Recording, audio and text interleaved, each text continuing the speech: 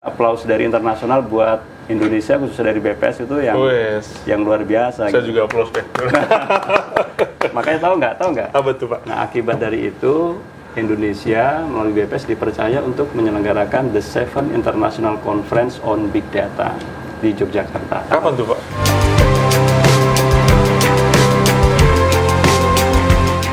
MIT Podcast menuju Indonesia Digital. Oke, jumpa lagi di MIT Podcast. Kali ini saya, kalau melihat background di belakang, pasti Bapak Ibu udah tahu lah.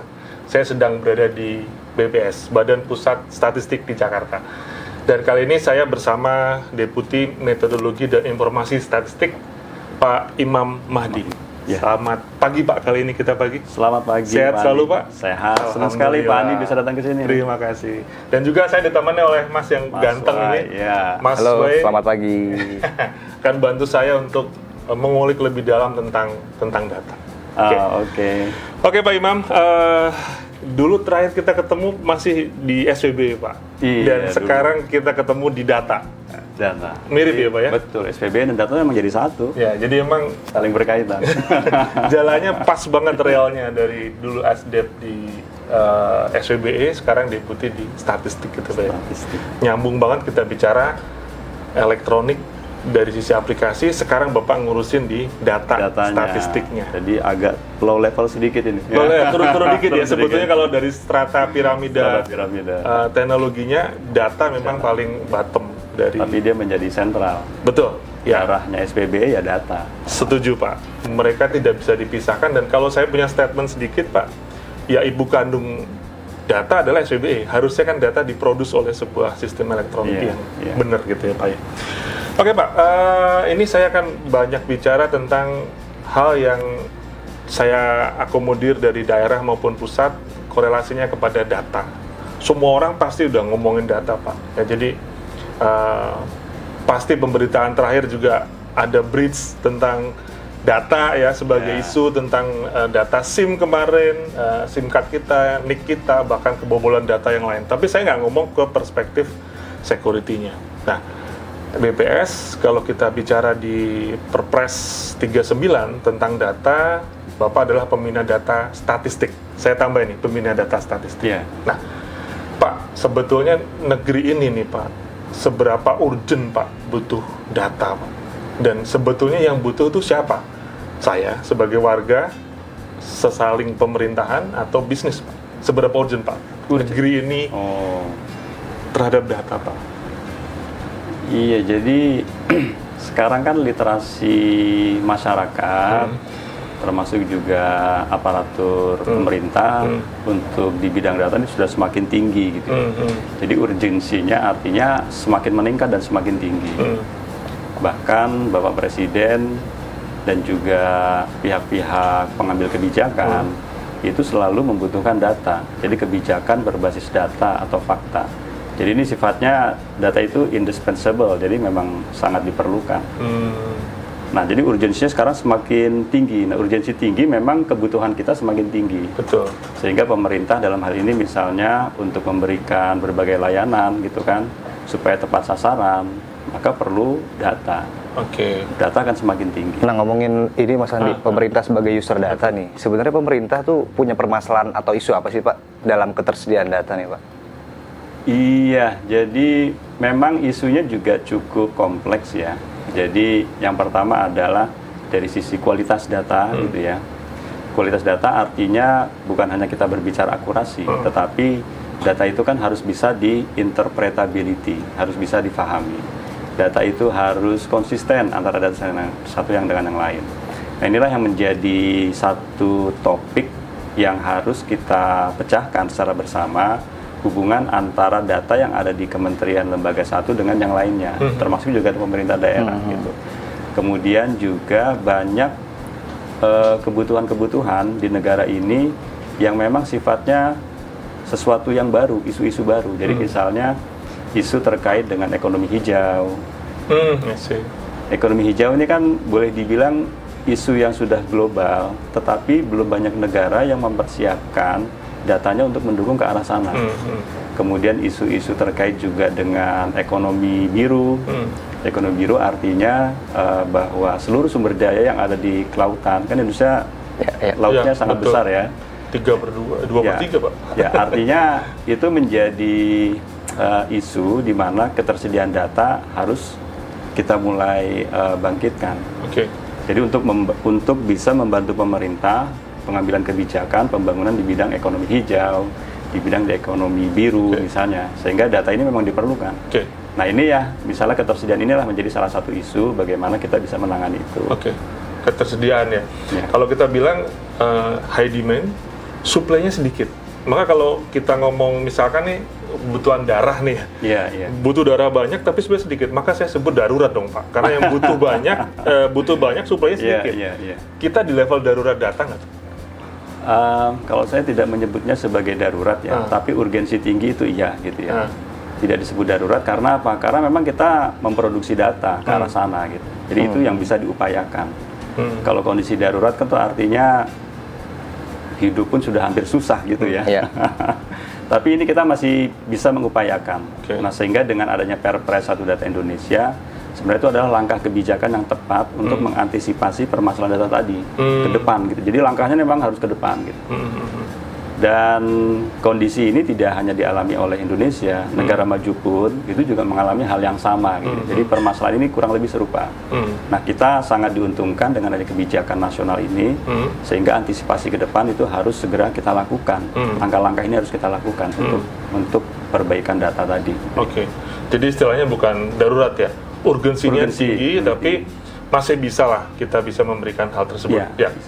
Terus di knowledge kan banyak hal tentang definisi data Pak. Kalau kita ngomong data kan fakta tentang sesuatu dengan entitas ya. Misalkan saya ngomong AC gitu, maka atributnya itu kan warnanya apa, wattnya berapa.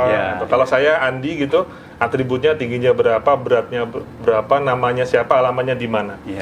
Kemudian kalau saya belajar statistik zaman saya sekolah dulu adalah hal-hal yang mengalami agregasi Pak.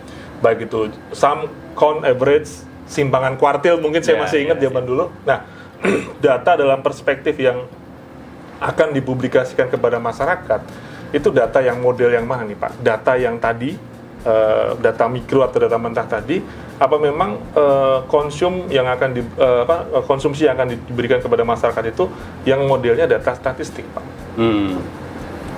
Iya, ya saya mungkin berbicara mengenai proses statistik dulu gitu ya. Jadi proses statistik itu diawali dari perencanaan data, kemudian pengumpulan data, kemudian pengolahan, analisis sampai penyebarluasan data. Kurang lebih proses besarnya seperti itu gitu ya. Sehingga untuk menghasilkan produk akhir data statistik, kita perlu data di awal. Mengumpulkan data, sumber datanya baik sumber data yang berasal langsung dari penduduk sebagai sumber primer gitu ya, ataupun sumber data yang kita peroleh dari kementerian lembaga lain yang sudah siap, ya itu yang kita sebut sebagai sekunder, sekunder. Nah itu kita olah sedemikian rupa tentunya dengan metode-metode statistik. Jadi dengan menerapkan proses statistik, metode statistik, sehingga kita menghasilkanlah angka statistik. Nah, di dalam mempublikasikan hasil statistik, itu kita selalu mengikuti prinsip-prinsip dari official statistik yang sudah direkomendasikan oleh UN Statistic Division. Nah, salah satunya adalah semua lembaga statistik harus menjaga konfidensialisasi dari data-data individu.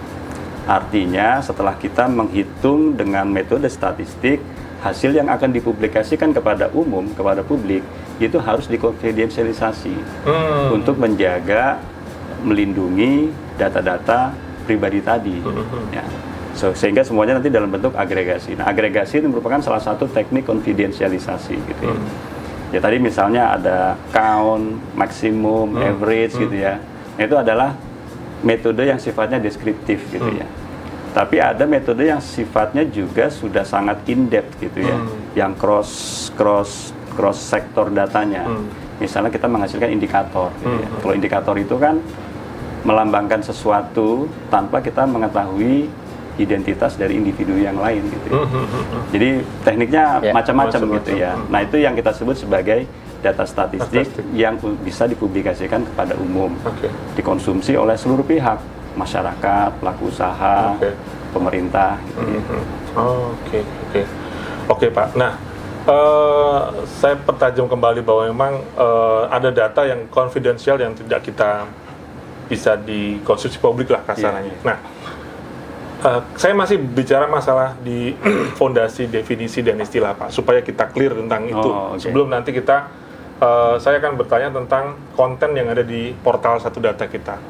Ada satu istilah yang namanya data statistik sektoral, gitu ya. Kemudian mungkin pernah dengar juga adalah data sektoral sebagai penyebutan. Nah, itu sama atau beda ya Pak ya? Kalau bayangan saya, kalau namanya data statistik sektoral berarti sudah mengalami agregasi tadi, sudah mengalami pengolahan tadi.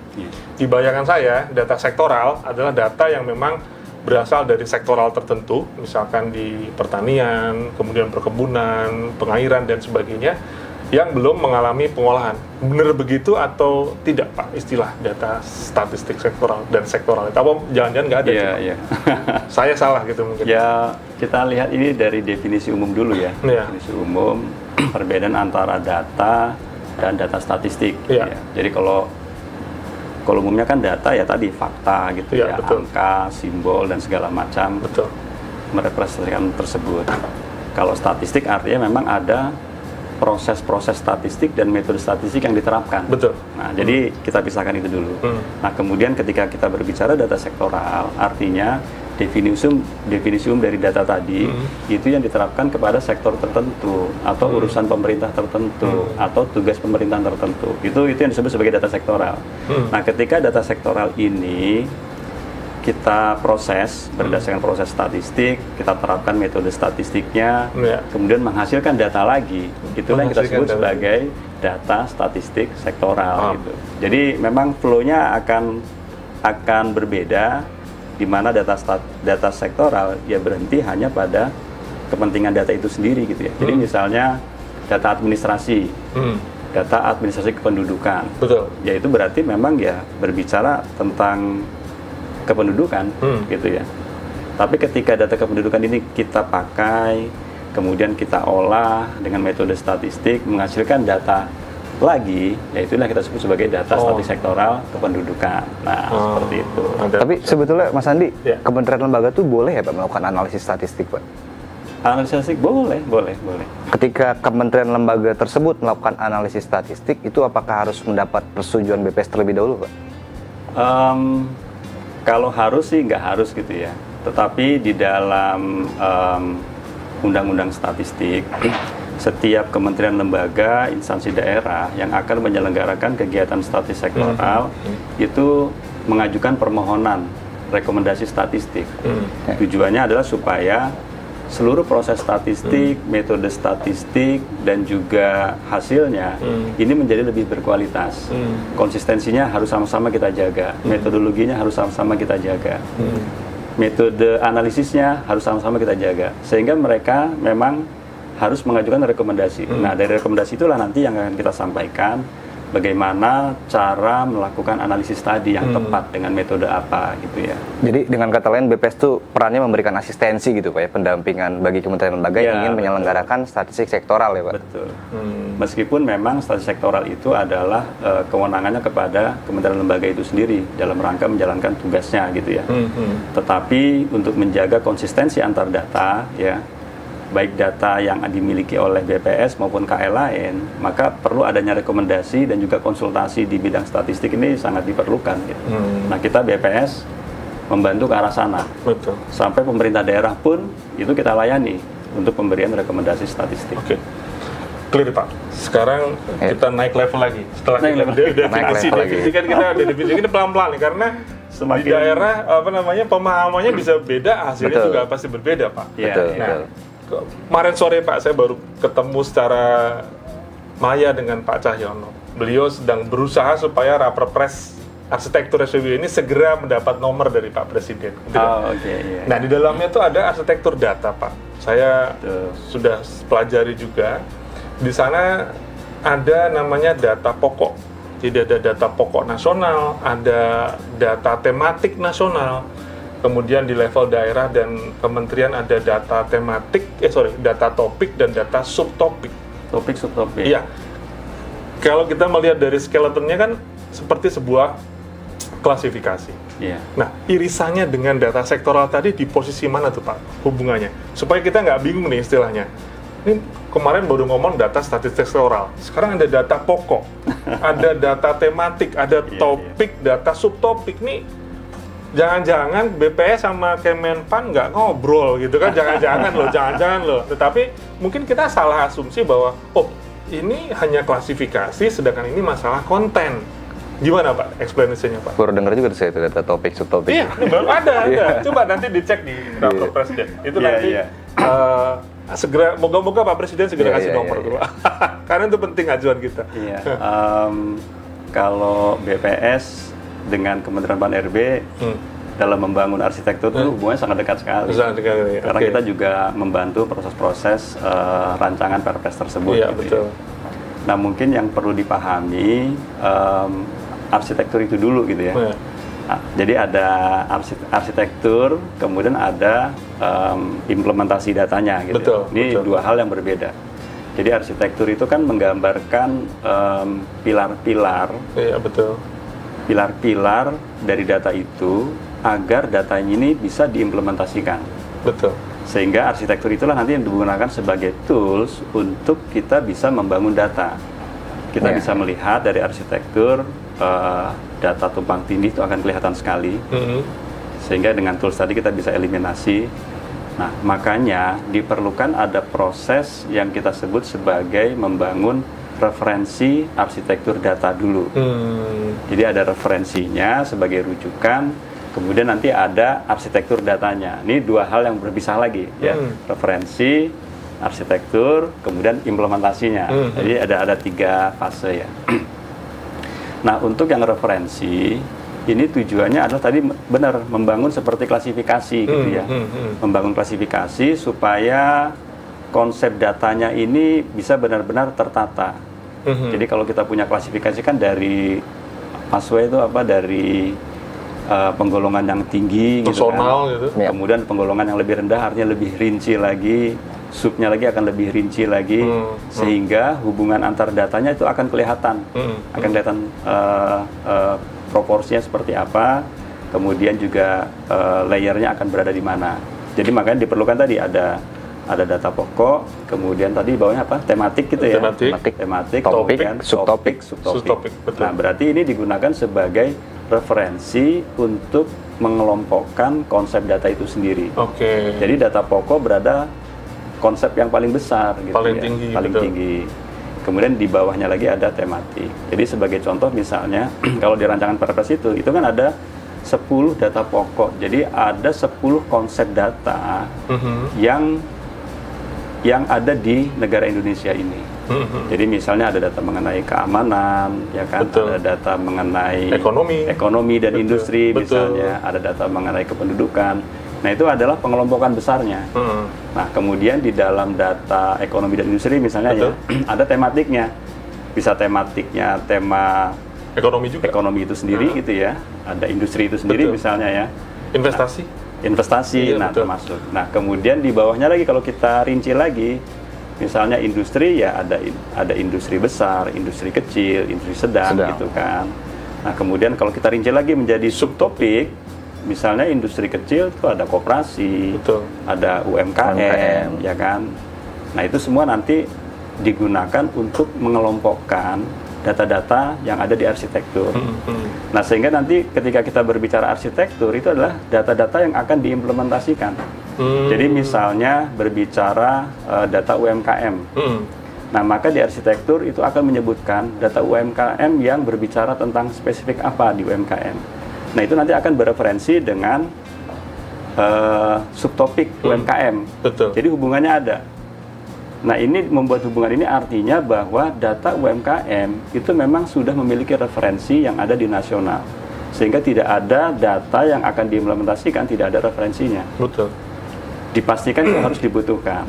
Nah, nanti ini kan arsitektur cuma gambaran besar konsepnya saja ya. Skeletonnya saja.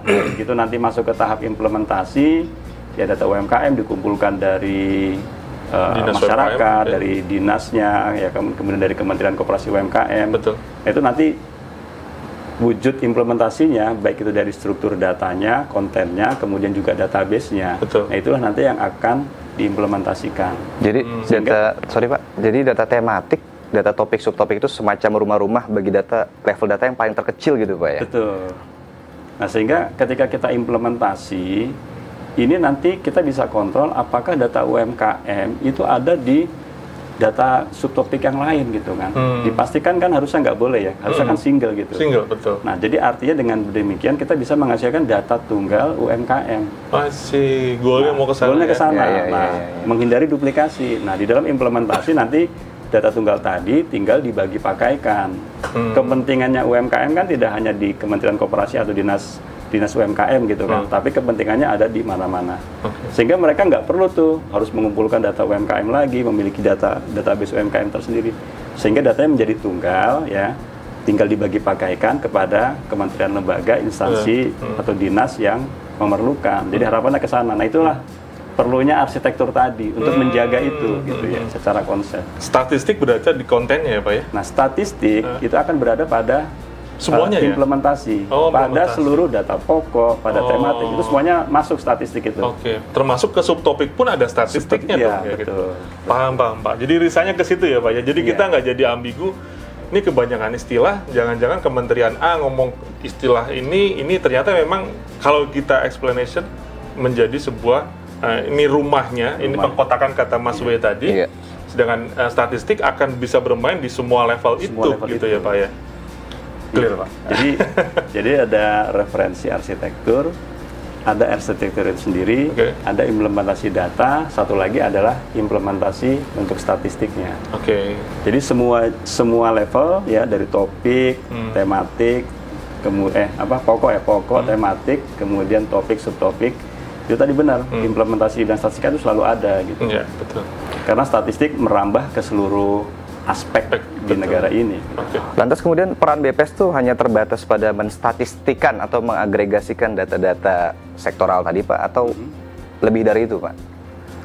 Peran BPS ya, jadi kalau kita berbicara peran BPS tentunya adalah kita memiliki tugas untuk membangun data statistik tadi, gitu ya, data statistik.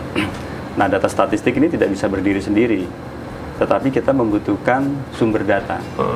Sumber data tadi Mas W bilang ada sumber data primer yang memang kita langsung dari penduduk, dari pengusaha gitu ya, atau data sekunder. Nah, jadi data sekunder ini yang dihasilkan oleh berbagai kementerian, lembaga, termasuk juga instansi daerah, itu bisa kita gunakan untuk data statistik. Nah, maka peran kita adalah bagaimana kementerian, lembaga, dan pemerintah daerah itu bisa membangun data di sektornya masing-masing secara berkualitas. Sehingga pada akhirnya nanti ini bisa kita manfaatkan untuk menghitung statistik. Baik statistik dasar yang akan dikerjakan oleh BPS maupun statistik sektoral yang dilakukan oleh masing-masing kementerian, lembaga, pemerintah daerah itu gitu. Jadi memang ini berbicara data, sekuensinya dan semuanya berproses saling berkaitan gitu. Jadi tidak bisa berdiri sendiri. Paham. Dan semua itu on progress Pak ya? On progress, iya, on progress. Jadi kalau sekarang kan kita berbicaranya big datanya. Iya. Endingnya Pak? Endingnya ya. Jadi seluruh sumber data yang ada, baik sumber data yang ada di pemerintah, sumber data di masyarakat, para sumber data pelaku usaha, itu kan secara konsep merupakan universe dari big data. Gitu ya. Semuanya. Sumber datanya akan bermacam-macam. Nah, yang kita harapkan adalah sumber data tadi berkualitas, baik yang ada di pemerintah, pelaku usaha, itu datanya berkualitas, sehingga nanti dimanfaatkan untuk statistik, ini akan jauh lebih mudah melakukan proses-proses statistik tersebut. Clear Pak, satu fase clear. Kita naik ke bagian publikasi Pak, yaitu tetap konsen saya ke Perpres 1 Data. Salah satu output itu kan adanya portal 1 Data tuh Pak. Setiap daerah kayaknya baik ngelink ke 1 Data Indonesia yang 1data.go.id itu, atau mereka bukan berlomba lah, saya jahat kalau berlomba. Mereka berusaha untuk membuat portal data sendiri masing-masing. Nah, kalau saya buka nih Pak, saya sengaja, mungkin Bapak juga pernah membuka sebuah portal dari daerah X lah, kabupaten ataupun kota. Itu saya bisa melihat, misalkan saya pilih urusan ekonomi, klik gitu ya, muncul seatnya Data banyak. ekonomi, ya. Walaupun nih Pak, boleh bercanda nih Pak, di daerah itu punya kebanggaan saat seatku udah 30.000 gitu kan, seatku udah 50.000, pas diklik gak sini Pak. Kosong. Tapi nggak apa-apa, saya pikir itu sebuah fase Pak. Saya nggak cerita kesananya nih Pak. Nah, di situ kan tertera sebuah data yang terpublikasi Pak. Baik, sudah banyak sih Pak, karena dengan format cekan itu membuat format CSV, Excel, sama API yang merupakan interoperabilitas. Permasalahan saya tanya Pak, yang terpublish di aspek ekonomi misalkan, klik di sana, terus ada sekitar 10 sheet Excel, itu masuk kategori data statistik atau bukan tuh Pak? Karena di situ misalkan kalau saya lihat di level provinsi ya, misalkan di masalah perkebunan, produksi kopi di kabupaten, kabupaten X pada tahun sekian produksi kopinya 100 kilo misalkan, produksi B jumlahnya 500 kilo. Data yang ke situ itu sebagai Bapak pembina data statistik, itu statistik atau bukan Pak? Ya, yang jadi di portal data itu? Iya, jadi data statistik sekali lagi data yang diproduksi berdasarkan proses statistik dan metode statistik gitu ya. Ada prosesnya, ada masaknya gitu ya? Iya, masak harus kumpul, olah, metodenya juga harus ada. Betul. Gitu. Nah, kemudian outputnya apa? Produk statistik. Betul. Nah, itulah yang kita sebut sebagai data statistik gitu ya. Betul Pak. Nah, kemudian nanti kita lihat, misalnya tadi berbicara data ekonomi gitu ya. Contohnya. Misalnya tadi perkebunan kopi misalnya gitu ya. Betul. Ya. Nah, nanti kita lihat apakah di dalam menghasilkan produk akhir tadi yang di portal tadi itu mereka mengikuti proses-proses dan juga metode statistik. Gitu ya. Jadi kalau mereka mengikuti itu, maka hasil akhirnya kita sebut sebagai data statistik. Gitu ya. Nah, gitu ya, asal prosesnya itu maka kita sebut data statistik. Iya. Jadi justifikasinya dari prosesnya gitu ya Pak ya? Dari proses dan metode. Proses dan metode, ini statistik gitu ya Pak ya? Tidak bisa kita melihat dari sudah lahir saja gitu kan. Tapi prosesnya harus kita lihat. Nah, prosesnya itu nanti kita perhatikan. Nah, kalau secara sepintas misalnya, kalau dia sudah bisa melakukan penjumlahan dari setiap wilayah gitu ya, kemudian diagregasi, dia mengagregasi dari sumber data dari petani misalnya gitu ya, wilayah tertentu produksi dari kopi, kecamatan, desa, akhirnya teragregasi kabupaten. Nah, itu sudah menggunakan proses dan metode statistik, meskipun itu sifatnya adalah yang kita sebut sebagai statistik deskriptif gitu ya. Iya, deskriptif Pak. Gitu. Belum diagnostik maksudnya kan? Inference ya. Belum inference dan segala macam. Jadi artinya itu sudah mengikuti proses statistik. Nah, itulah yang kita sebut sebagai data statistik. Gitu. Paham Pak. Berarti di satu data adalah data statistik dong itu? Di satu data di portal data Indonesia ataupun di portal daerah lah. Ya, artinya kalau kita lihat itu menggunakan tadi sekali lagi proses dan metode statistik yang kita sebut sebagai data statistik. Oke. Meskipun nanti sumber datanya kan bukan sumber data statistik gitu. Iya. Sumber datanya ya data gitu. Betul, sumber datanya data. Oke. Kemudian dalam konteks misalkan data yang berbicara tentang interoperabilitas, yang lebih detail lagi atau lebih mikro lagi Pak. Iya. Kalau misalkan tadi kita bilang agregasinya kan per kecamatan misalkan 50, karena ada 4 kecamatan maka kan anggaplah 200. Tentu data 50 di kecamatan tadi kan dikolek dari data petani A, B, C, D, E, berapa akhirnya dapatlah data pokok tadi. Nah, tadi Bapak bicara di level pertama kita diskusi ada data-data yang konfidensial Pak, misalkan data penduduk tadi, ya termasuk berapa jumlah penduduk laki-laki misalkan, kan ada tuh Pak di data kependudukan laki-laki, laki-laki ada 70 di desa ini, kemudian perempuannya ada 75. Nah, dalam konteks data yang mikro tadi, itu sebetulnya urusannya tetap satu data tapi nggak terpublikasi, gitu atau enggak Pak?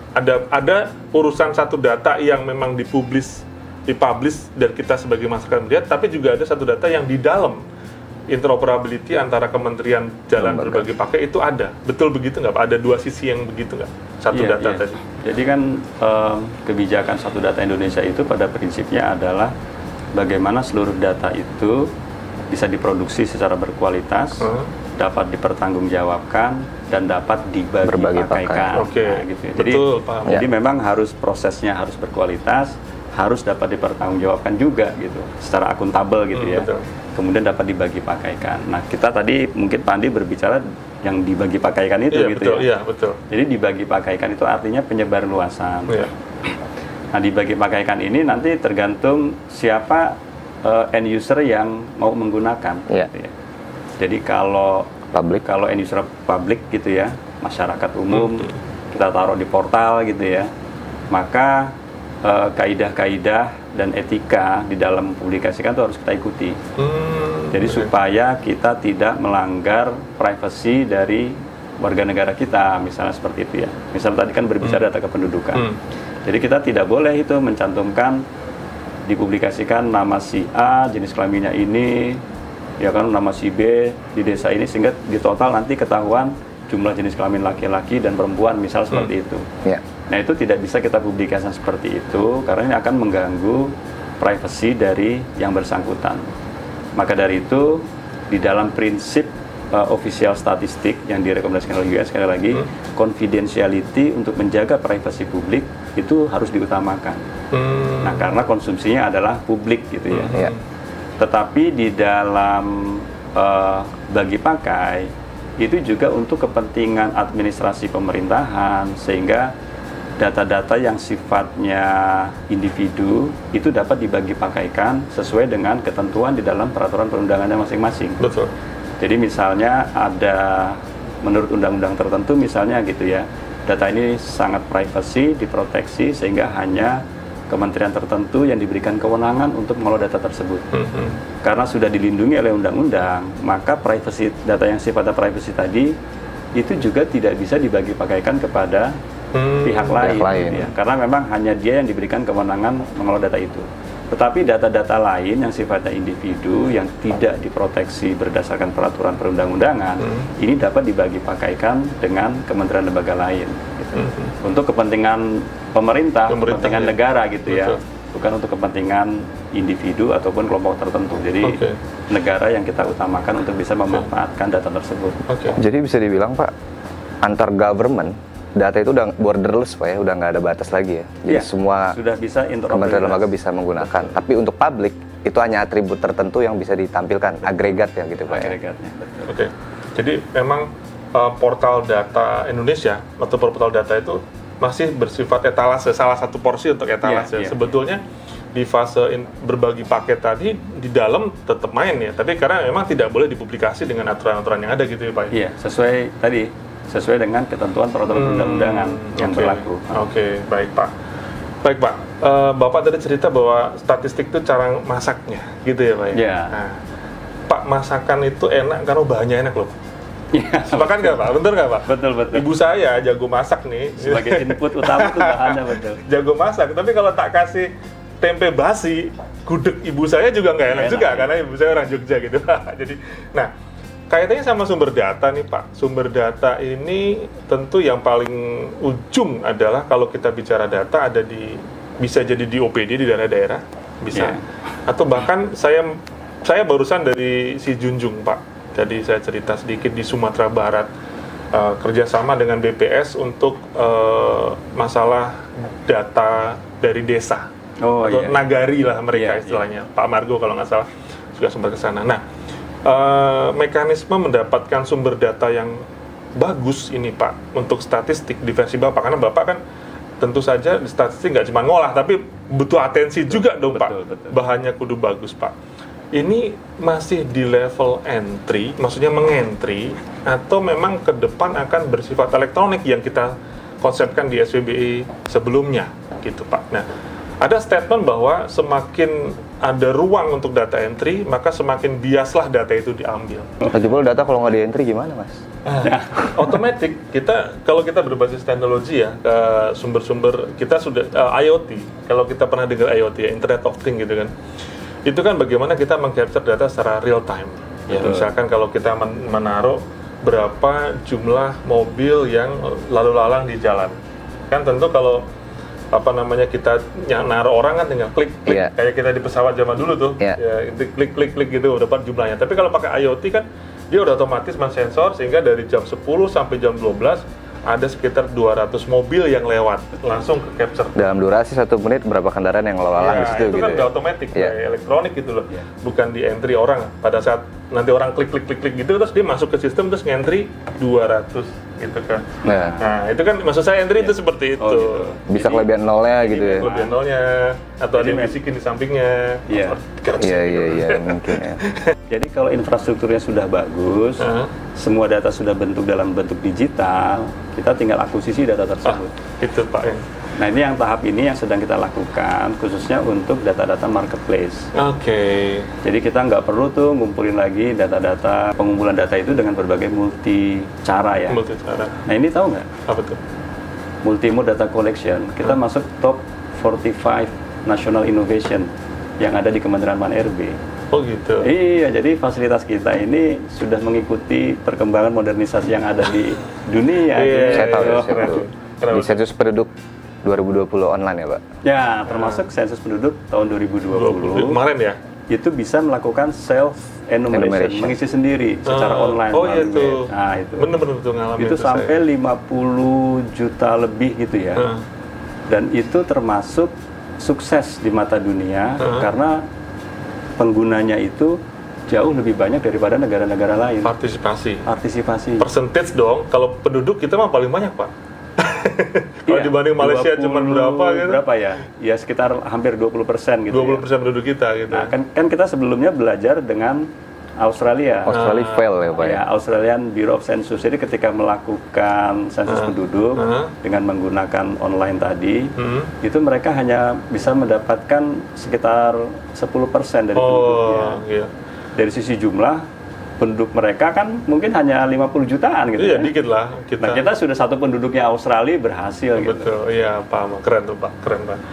Ya. Oke, kemudian gini Pak, survei adalah salah satu metode yang dipakai kan, untuk mengkolek itu. Nah, pendapat Bapak, kalau kementerian pada hobi survei itu menjadi wujud ketidakpercayaan sama BPS atau malah menjadi data penguat untuk BPS Pak? Karena ya, saya sekali lagi tidak menggunakan kata yang jelek ya. Setiap kementerian bisa saja survei di topiknya masing-masing. Kementerian Pertanian di survei pertanian, Kementerian UMKM ya juga survei tentang UMKM. Nah, dengan metode yang nggak tahu apakah dengan metode yang match dengan statistik atau metode ala-ala mereka sendiri. Pendapat Bapak dengan kementerian yang kasarannya berlomba-lomba survei ini menjadi sebuah wujud ketidakpercayaan kepada BPS yang belum memberikan survei yang banyak di variasi sektor mereka, atau malah menjadi penguat Pak buat BPS terhadap survei-survei kementerian yang dilakukan itu Pak? Gimana? Ya kalau secara peraturan perundang-undangan kan memang ada statistik dasar yang melakukan BPS. Betul. Statistik sektoral, kepentingannya masing-masing itu ada di kementerian lembaga instansi daerah kan gitu ya. Bisa juga jadi ya, memang diperbolehkan. Selama survei itu adalah untuk kepentingan menjalankan tugasnya masing-masing. Betul. Sehingga tidak overlapping gitu kan. Betul. Jadi secara definisi memang harusnya tidak terjadi overlapping. Oke. Tetapi di dalam pelaksanaan di lapangan itu menjadi permasalahan bagi pemerintah di mana ditemukan data-data itu overlap gitu ya, tumpang tindih. Nah, sekarang pemerintah itu sedang mengoptimalkan dari proses-proses yang ada supaya data itu tidak tumpang tindih. Jadi misalnya sekarang ini pemerintah sedang mengusung kebijakan registrasi sosial ekonomi, gitu ya. Sosek ya, sehingga datanya akan menjadi database yang tunggal. Nah, data ini nanti bisa dibagi pakaikan untuk berbagai kepentingan kementerian lembaga pemerintah daerah. Itu keren Pak. Nah, ini kan data registrasi sosial ekonomi ini isinya akan berbagai macam variabel yang dibutuhkan gitu. Iya. Sehingga BPS dalam hal ini ditugaskan oleh pemerintah untuk melakukan pendataan awal. Pendataan awal, kita kumpulkan semua data itu, nanti setelah ini tersedia, maka bisa dibagi pakaikan untuk memberikan layanan kepada masyarakat sesuai dengan tugas fungsi dari kementerian lembaga pemerintah daerah masing-masing. Iya. Kalau itu keren, terwujud keren banget tuh Pak. Emang harusnya sentral gitu loh, satu survei saja Pak. Iya. Ya memang lingkupnya kembali lagi ke pokok sektor urusan ya Pak ya. Saya pikir kan sosek kan satu saudara tuh, satu lingkup. Sosial ekonomi satu lingkup. Mungkin ada lagi nanti masalah kesehatan dan pendidikan misalkan, dan ketenaga kerjaan itu kan satu relate, udah ada desainnya Pak. Nah, Ya tadi supaya nggak terlalu banyak survei. Betul. Kalau kita bicara anggaran kan lumayan juga tuh. Betul. Mendingan BPS aja yang survei, kita pakai sebagai referensi nasional untuk kementerian. Ngirit juga, entah Bu Sri Mulyani kan seneng Pak. Iya, oh ya, Bu Menko memang mendukung upaya ini. Ini sudah menjadi program pemerintah gitu ya. Supaya satu sisi memang ada efisiensi dari penggunaan anggaran. Iya betul. Dan yang kedua adalah memberikan nilai yang sangat besar bagi negara gitu. Betul. Tapi tentunya Resosek bukan sapu jagat semua survei ya Pak ya? Betul. Dia tidak akan mencakup semua data yang pasti dibutuhkan oleh kementerian lembaga.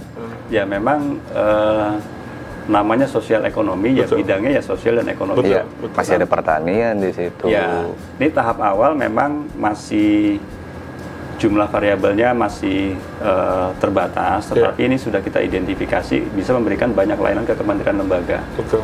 Nanti suatu saat kalau misalnya diperlukan pengembangan jumlah variabel tertentu yang akan digunakan, ya bisa kita lakukan. Oke. Tapi embrionya ini harus sudah ada kan, sudah Iya. dibangun dulu. Jadi kalau semacam kita melakukan main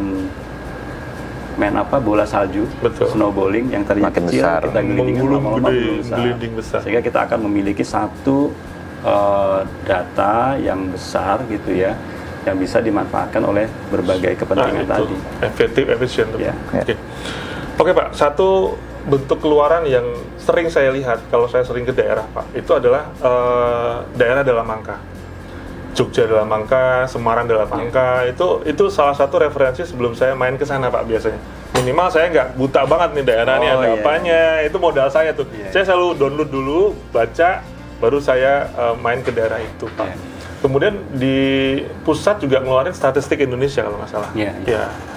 Itu yang melegitimasi ngeluarnya siapa ya Pak ya? Daerah dalam angka itu by BPS sebagai validator atau mereka ngeluarin sendiri Pak di daerah itu? Ada nggak BPS daerah sih Pak? Ada ya BPS Ada daerah? BPS kabupaten, kota. Itu dua buku yang saya pakai tuh Mas sebetulnya. Saya pakai sebagai kalau saya mau main ke suatu daerah, saya minimal baca-baca itu Daerah dulu dalam supaya angka, saya punya bayangan untuk bisa ngobrol di daerah mereka lah gitu. Nah, validatornya siapa tuh Pak? Dan ada sambungannya nggak Pak bahwa apa yang terinput di daerah dalam angka sama statistik Indonesia itu match gitu loh Pak? Kalau diagregasi ya, itu siapa tanggung jawab Pak? BPS atau gimana tuh? Jadi statistik Indonesia dan juga daerah dalam angka itu memang produk statistik yang dihasilkan oleh BPS.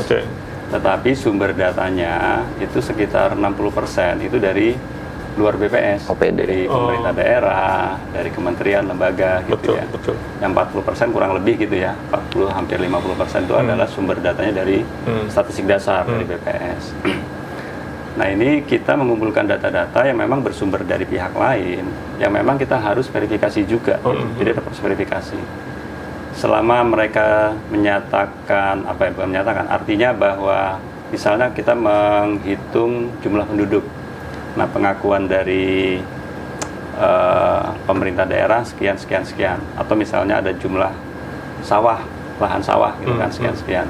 Nah kan kita punya angka nasionalnya nih, sehingga ketika kita agregasi, loh kok ini tidak matching, nah kita melakukan verifikasi di situ. Jadi ketika ini tidak matching, kemudian ditemukan ada ketidakwajaran, maka kita akan kembalikan lagi kepada sumber data tersebut untuk melakukan kebetulan atau validasi tadi gitu ya.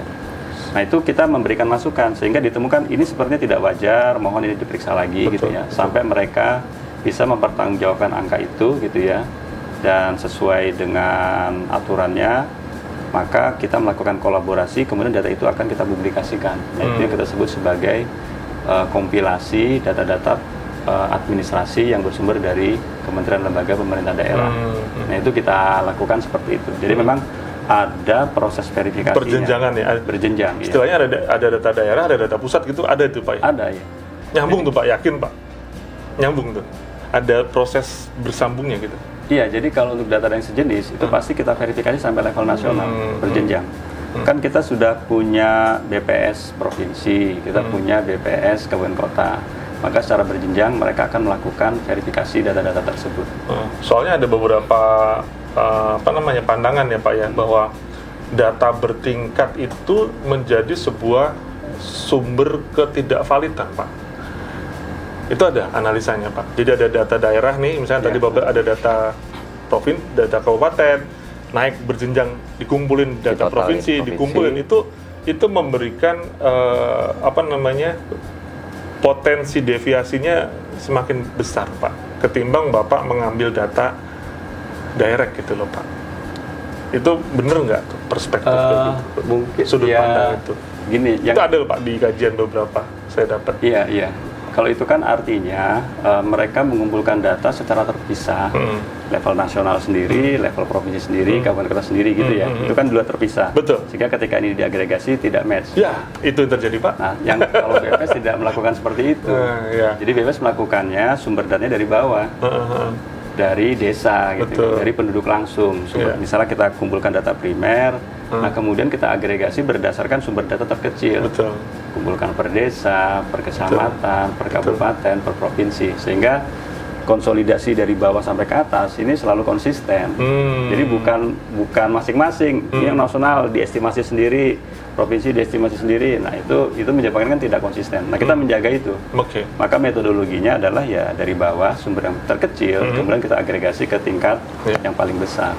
Kalau nggak salah di tiap levelnya pun dilakukan FGD, Pak ya. Focus Group Discussion setiap mengeluarkan daerah dalam angka. Jadi di situ di cross check terlebih dahulu gitu, Pak ya. Jadi prosesnya memang cukup panjang gitu ya. Tetapi kita sekarang sudah memiliki tools ya dengan interoperabilitas bagi Pemda yang sudah siap. Nah, itu kita akan membantu verifikasi dengan lebih cepat lagi gitu.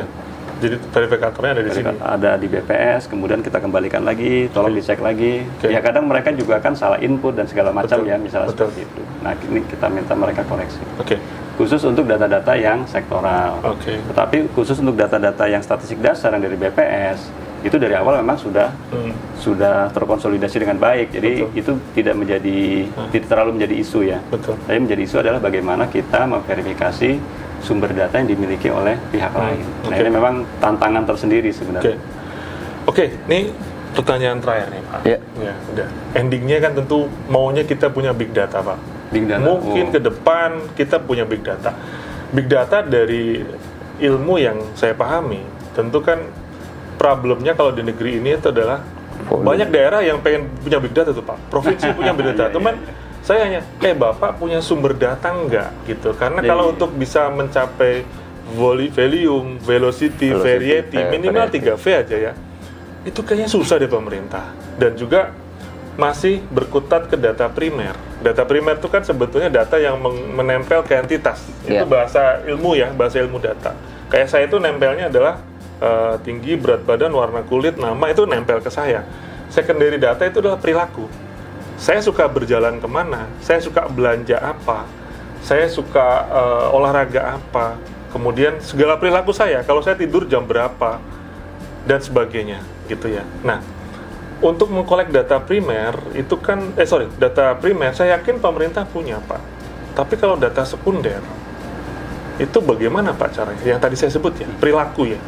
Sebagai entitasnya adalah citizen, warga. Kan kita ingin menjadikan bahwa database sentral negara kita itu, database induknya itu kan data warga, Pak, NIK kan, dengan perilakunya satu, yaitu namanya secondary, nanti second layer-nya kan tertiary data yang lebih ke sana lagi, gitu. Nah, itu bagaimana, Pak, perspektif BPS dalam membangun big data? Apakah itu urusannya BPS atau bukan urusan BPS? Itu dulu, Pak. Nah, jangan-jangan saya salah nanya nih. Ya mungkin yang pertama kita betulkan dulu ya definisi dari big data itu sendiri gitu. Big data. Big data itu sebenarnya jargon yang ada beberapa perspektif ya.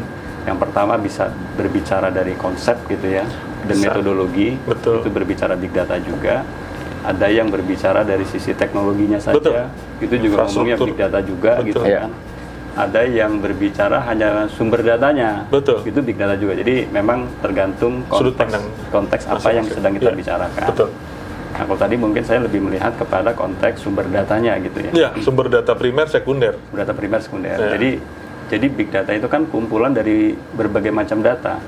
Dimulai dari data primer. Data primer artinya pihak-pihak penyelenggara data itu mendapatkan data dari responden langsung.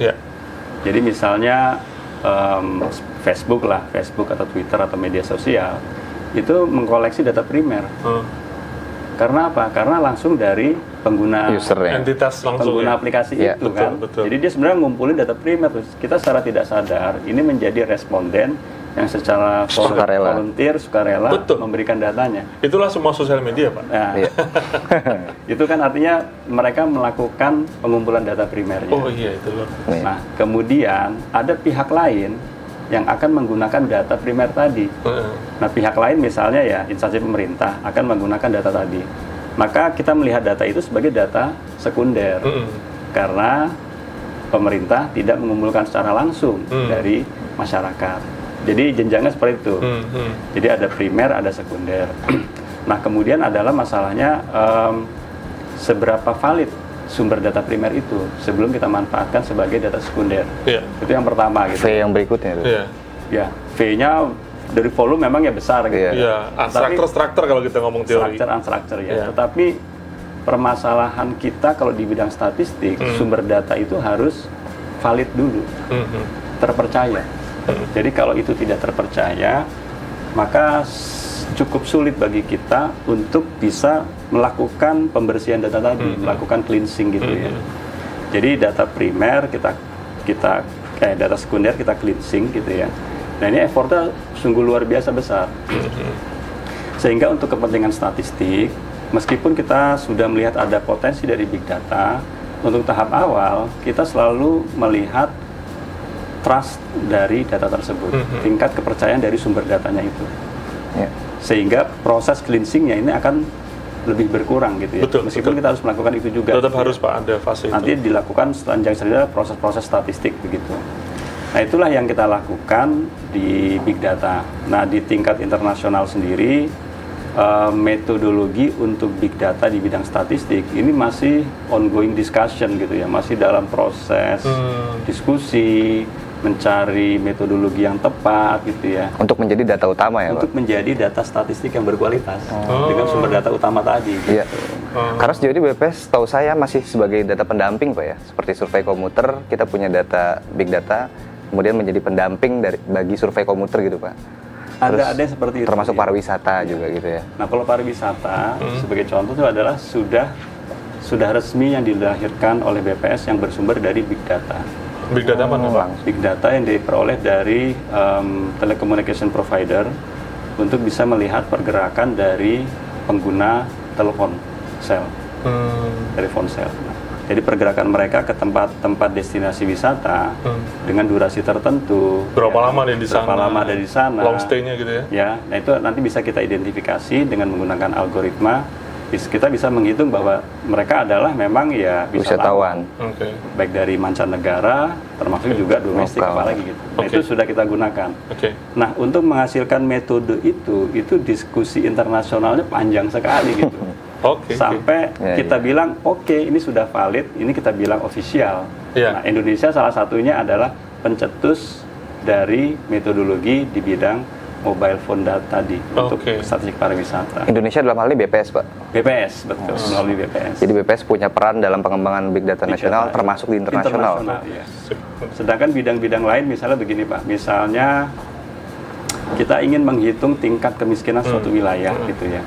Kalau selama ini kita misalnya melakukan survei ke lapangan, kita tanya konsumsi, kita tanya kondisi dan segala macam gitu ya. Tetapi di internasional sekarang untuk melihat tingkat kemiskinan itu melihat dari citra satelit pada saat malam. Kalau Oh, malam gitu. bumi dipotret gelap kan, Nah. yang ada cuma lampu. Miskin berarti? Gelap.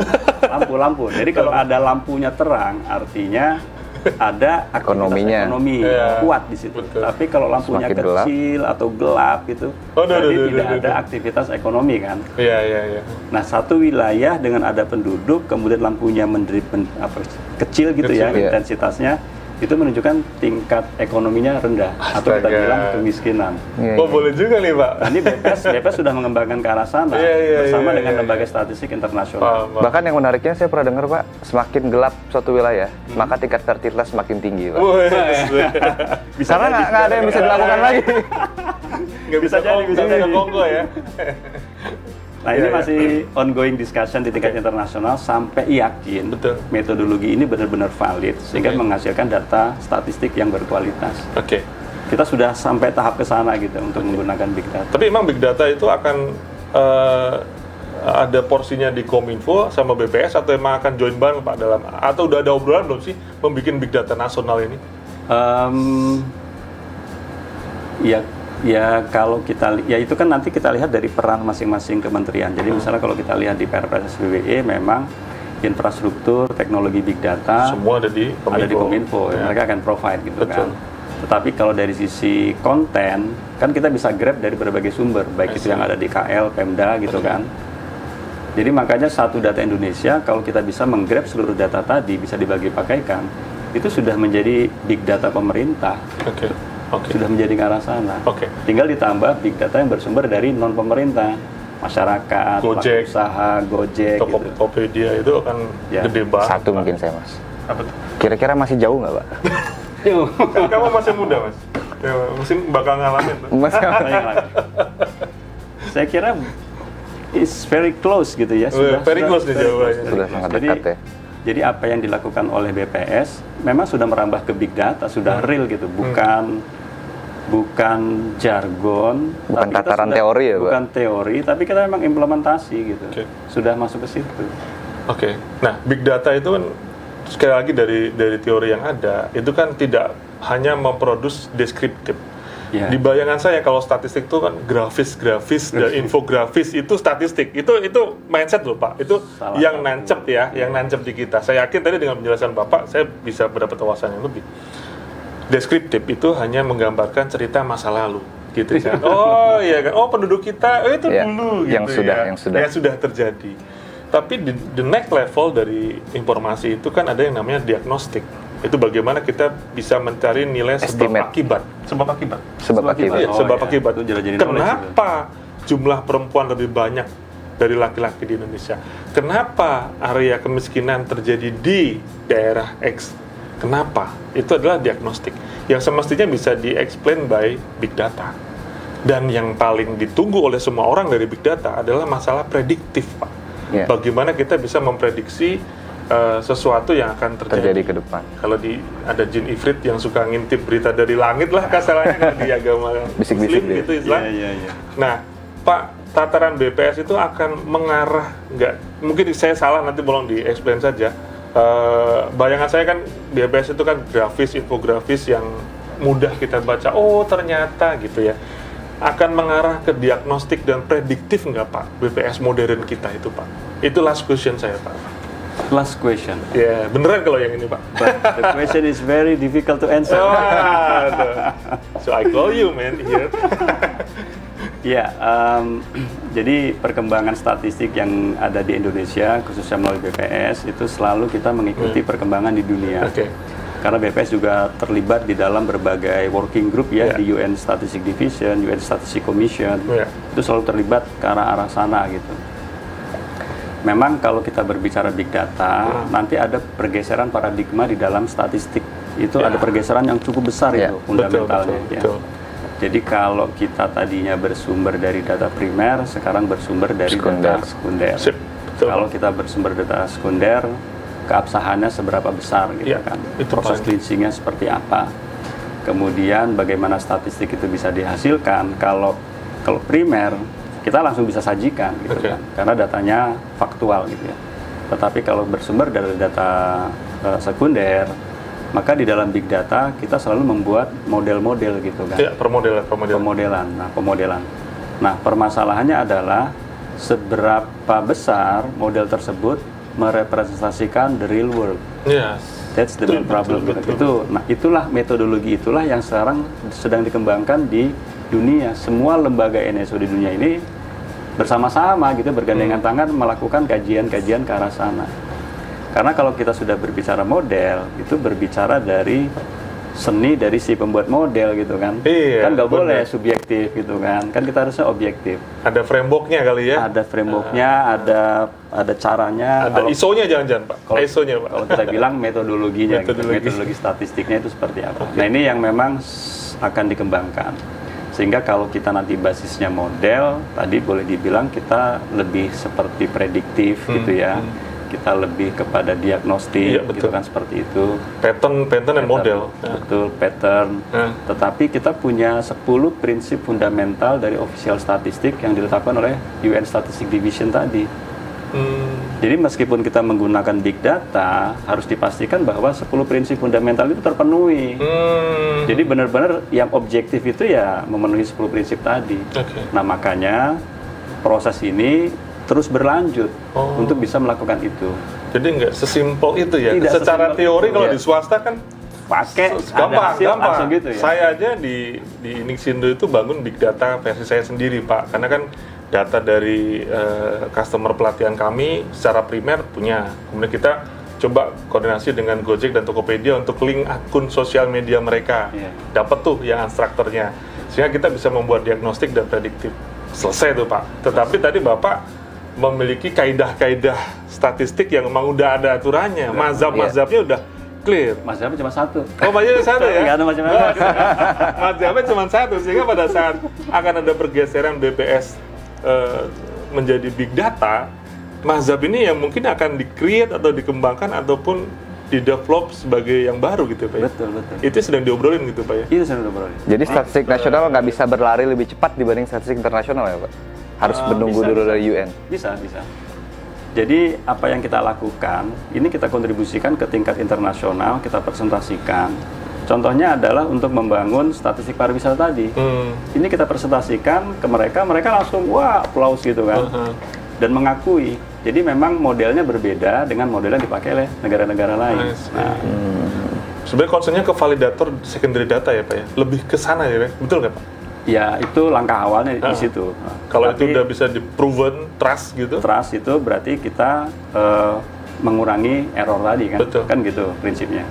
Masuk ke fase berikutnya, pemodelan gitu kan. Model nanti masuk lagi fase berikutnya analisis gitu. Model analisis bolak-balik sampai yang akurat. Nah, kita yang di big data untuk statistik pariwisata, kita bisa membuktikan bahwa ini akurasinya bagus. Karena kita melakukan verifikasi ke lapangan juga. Gitu ya. Jadi modelnya kita kombinasikan antara data mobile phone secara utuh dengan kita menggunakan volunteer yang menggunakan mobile phone juga untuk melakukan pergerakan. Oke. Nah, kita hitung gitu, kita lihat gitu, kita kombinasikan. Survei Wisnus kalau nggak salah Pak ya, Ya. Wisman. Nah, itu kita cek gitu kan. Pertama kita tidak langsung menghasilkan nilai ini, tapi ada proses melakukan validasi tadi. Oke. Sampai model ini diyakini benar, baru proses yang ke lapangan kita hilangkan. Oke. Nah, itu sehingga applause dari internasional buat Indonesia, khususnya dari BPS itu yang luar biasa. Saya gitu. juga applause, Pak. Makanya tahu nggak? Apa tuh, Pak? Nah, akibat dari itu Indonesia melalui BPS dipercaya untuk menyelenggarakan The 7 International Conference on Big Data di Yogyakarta. Kapan tuh, Pak? Tanggal 7 sampai 11 dekat rumahnya Pak Andi tuh. Nah, 17 apa tuh? November. Oke, boleh datang tuh ke saya. Big Oh, data ya? Big yang data, ketujuh, Pak. topiknya Berarti big. belum lama ya? Belum lama. Jadi atas kontribusi dari teman-teman yang ada di BPS, kita dipercaya. Dan salah satunya ya kita masuk ke dalam berbagai working group gitu kan. BPS juga menjadi anggota dari advisory board untuk big data. Nah, itu yang paling tinggi tuh. Iya loh, advisory board pasti paling tinggi. Cuman Seperti presidensi G20 gitu ya Pak? Ya, low level dikit lah. Iya. Kalau advisory kan lebih paling tinggi. Iya. di bawah, masih di bawah. Iya. Tapi untuk urusan big data kita menjadi kayak penasehat. Betul. Karena kita sudah sedikit lebih advance dari negara-negara Wih, lain. ngeri Iya. nih. Wah, itu bangga kalau saya jadi Indonesia, Pak. Ya kan? Ya, itu cerita begitu. Soekarno begitu kan, Pak. Iya. Kita lebih tinggi. Ya, sejajar atau lebih tinggi dari bangsa lain itu Iya. mimpi kita, Pak. Nah, sekarang kita ya mencoba merambah ke wilayah statistik yang lain. Tadi misalnya sosial, masalah kemiskinan. Sosek tadi ya. Ya, kemudian kita produksi lahan sawah melalui Oke. citra satelit. Nah, ini kan proses yang masih harus kita kembangkan terus. Oke, thank you Pak Imam.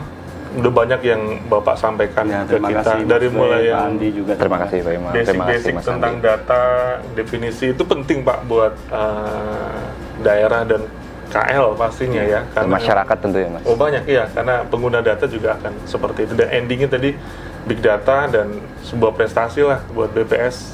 Besok kita Insya Allah ketemu di Jogja ya Pak ya, tanggal Mudah-mudahan 17 Allah. November. Iya.